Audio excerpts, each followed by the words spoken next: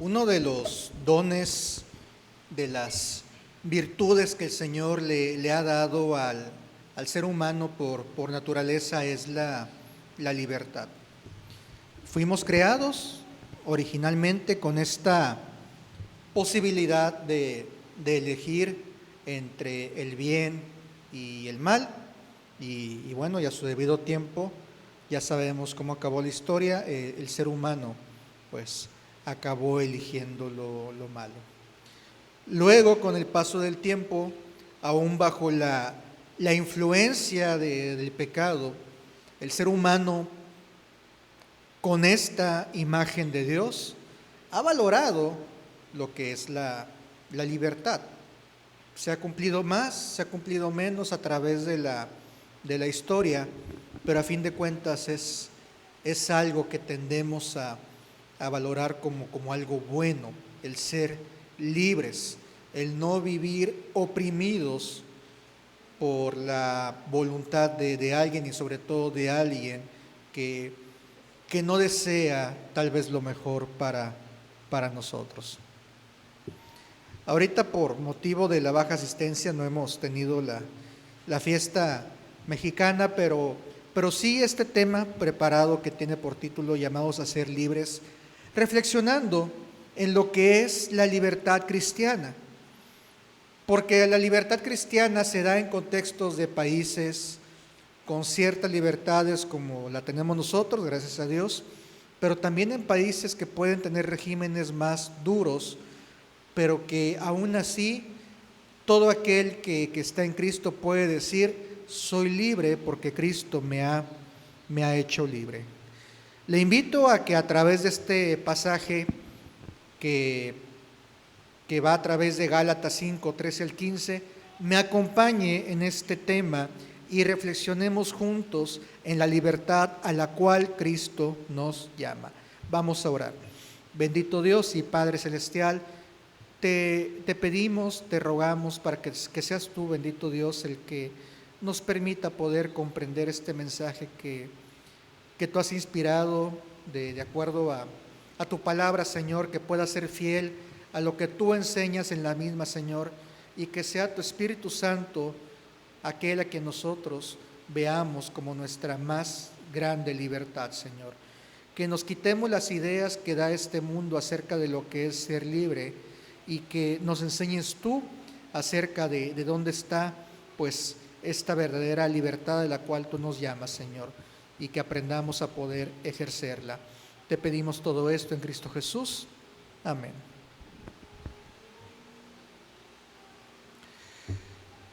El Señor dice, inspirando al apóstol Pablo en Gálatas 5:13, porque ustedes, hermanos, a libertad fueron llamados, solo que no usen la libertad como pretexto para la carne, sino sírvanse por amor los unos a los otros. Nosotros nos congregamos en una iglesia reformada, y una de las bendiciones que tenemos de congregarnos aquí es el tema doctrinal. Entendemos o debemos entender que nuestra salvación es por gracia, no por obras. No tenemos por qué desgastarnos evangelizando, haciendo buenas obras, haciendo muchas cosas para ganar la salvación. Sí hay que hacer todo eso porque somos salvos, en agradecimiento al amor de Dios, pero no para ganarnos algo.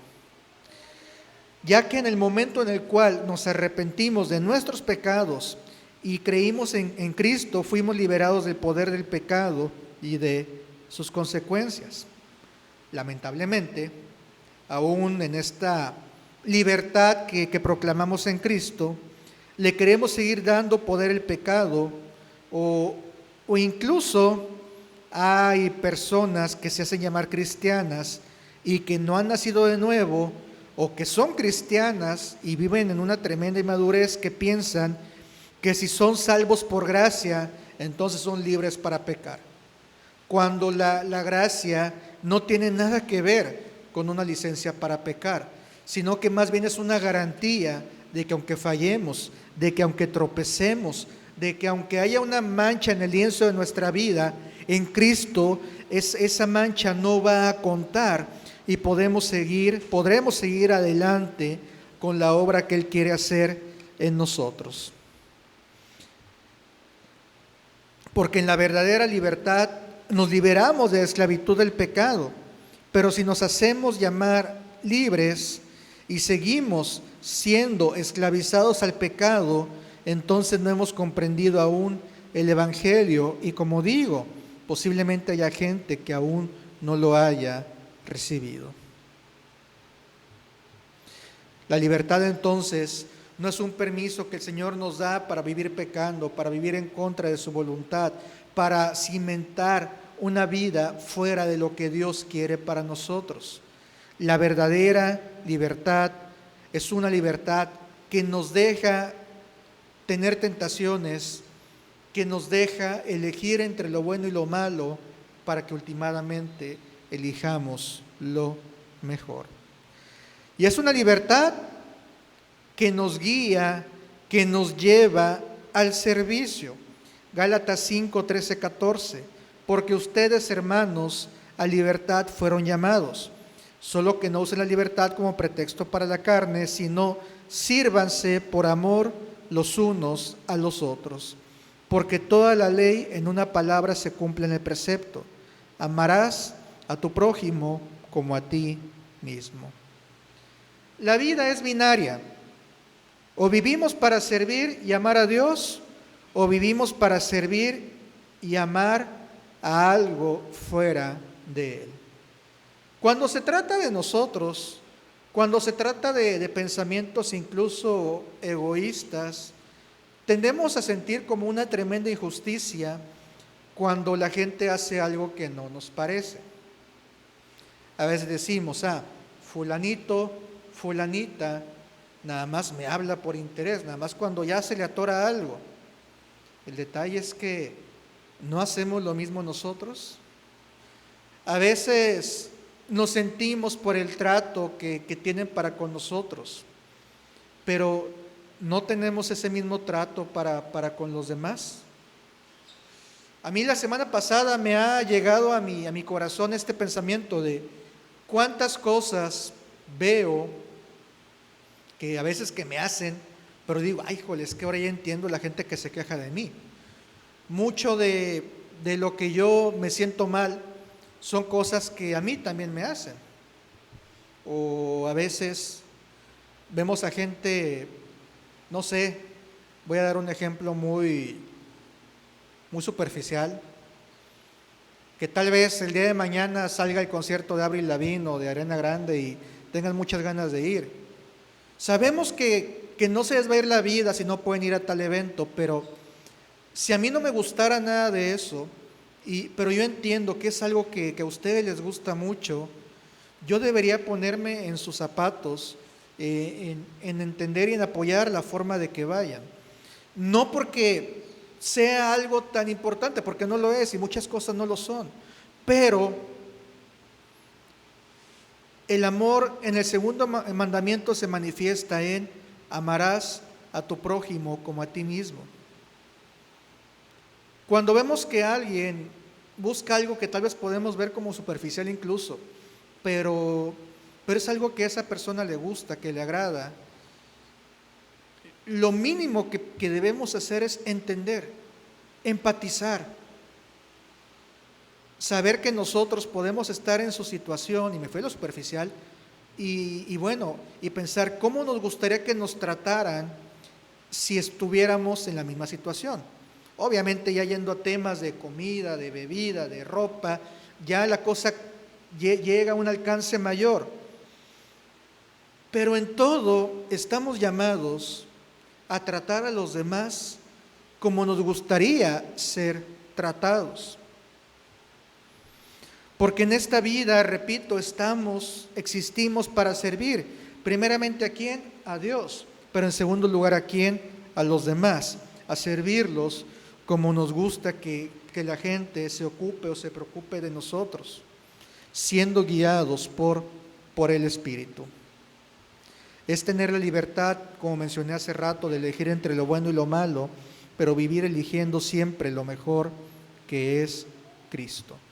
porque no existimos para el pecado, no existimos para el egoísmo, sino que vivimos y respiramos para servir, para amar y servir a Dios con todo lo que somos y a los demás como nos procuramos a nosotros. Porque así como nos procuramos, porque así como tenemos necesidades con las cuales nuestro Dios y seres queridos nos ayudan, así estamos llamados a ayudar a los demás. Porque así como salimos adelante gracias a los favores de los demás, así los demás necesitan nuestro favor. Porque así como nosotros tenemos gustos con los cuales nos ponemos contentos, así los demás también pueden tenerlos y podemos nosotros ayudar a suplir esos gustos. Es una muestra de amor. El dar detalles, el regalar tiempo, el escuchar a las personas. Para eso estamos. No siempre va a ser cómodo, a veces sí, a veces no. Pero para eso estamos, para servir. Ahora, si hay libertad, hay libertad de elegir vivir para uno mismo, hay libertad de elegir vivir para el egoísmo, es decir, para pecar. Libertad hay. Cristo también la tuvo tentaciones, como cuando estaba en el desierto y Satanás le decía, a ver, arrodíllate y te voy a poner aquí para que veas todos los reinos y se inclinen ante ti. Cristo deseaba algo lícito, que era pues la adoración de las personas. Pero Cristo también sabía que eso iba en contra de la voluntad de Él, de Dios, de su Padre, y también sabía que a su debido momento Él iba a sentir satisfecho este deseo del servicio de aquellos que Él creó, de arrodillarse en el día final. Cristo efectivamente iba a recibir esta adoración o este respeto de las personas a su debido tiempo, y no en los tiempos y maneras en los cuales el diablo los quería. Y este es un problema que tenemos. Nosotros queremos las cosas a nuestra manera, a nuestro tiempo, y no es así. Estamos llamados para buscar sobre todas las cosas siempre lo mejor, lo bueno y lo mejor. Y de esta manera, en la libertad cristiana, podemos ser libres de la esclavitud, porque en el pecado solamente hay esclavitud. ¿Qué pasa cuando las personas viven para sí mismas, cuando vivimos para nosotros mismos, cuando vivimos para agradar a los demás, cuando vivimos para quedar bien, no en un sentido santo, sino en un sentido pecaminoso? Gálatas 5:15. Pero si ustedes se muerden y se devoran unos a otros, tengan cuidado, no sea que se consuman unos a otros. En el pecado solamente hay esclavitud. Tendemos a pensar que la libertad consiste en hacer todo lo que nos plazca, cuando nos plazca y como nos plazca. Vemos a chavitos desde la edad de la adolescencia que quieren hacer lo que se les pegue su gana, y eso es algo totalmente antibíblico y antihistórico. En la antigüedad, un adolescente que quería independizarse lo hacía haciéndose hombre, teniendo trabajo, teniendo recursos, valiéndose, no queriendo vivir bajo sus propias leyes, pero dependiendo de lo que le den sus papás. La verdadera libertad entonces está en vivir bajo el Espíritu.